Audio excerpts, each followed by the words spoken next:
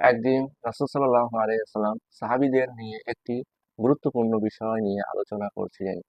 সেই সময় হঠাৎ এক বেদুইন এসে প্রশ্ন করল, হে আল্লাহর রাসূল, কিয়ামত কবে হবে? রাসূল সাল্লাল্লাহু আলাইহি ওয়াসাল্লাম তখনও তার আগের আলোচনাই চালিয়ে যেতে থাকলেন। এতে উপস্থিত লোকদের মধ্যে কেউ কেউ মনে করল তিনি প্রশ্নটি শুনেছেন কিন্তু গুরুত্ব দেননি। আবার কেউ ভাবলো হয়তো তিনি প্রশ্নটাই শোনেননি। আলোচনা শেষ হওয়ার পর রাসূল সাল্লাল্লাহু আলাইহি ওয়াসাল্লাম নিজেই জিজ্ঞেস করলেন, কিয়ামত সম্পর্কে যে প্রশ্ন করেছিল সে কোথায়? তখন সেই বেদুইন বলল, এই যে আমি, হে আল্লাহর রাসূল।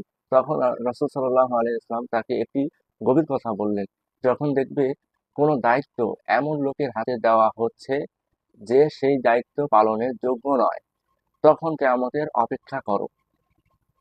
এখানে রাসূল সাল্লাল্লাহু আলাইহি ওয়াসাল্লাম বোঝাতে চেয়েছেন, যখন সমাজে অযোগ্য মানুষদের গুরুত্বপূর্ণ দায়িত্ব দেওয়া হবে আর যোগ্য মানুষদের অবহেলা করা হবে, তখন সমাজ ধ্বংসের দিকে চলে যাবে। এটা কিয়ামতের একটি বড় লক্ষণ। তাই আমাদের দায়িত্ব সবসময় যোগ্য মানুষের হাতে দিতে হবে। অযোগ্য নেতৃত্বে সমাজের জন্য বিপদ। আর ন্যায় ও যোগ্যতার ভিত্তিতে কাজ ভাগ করা ইসলামের গুরুত্বপূর্ণ শিক্ষা।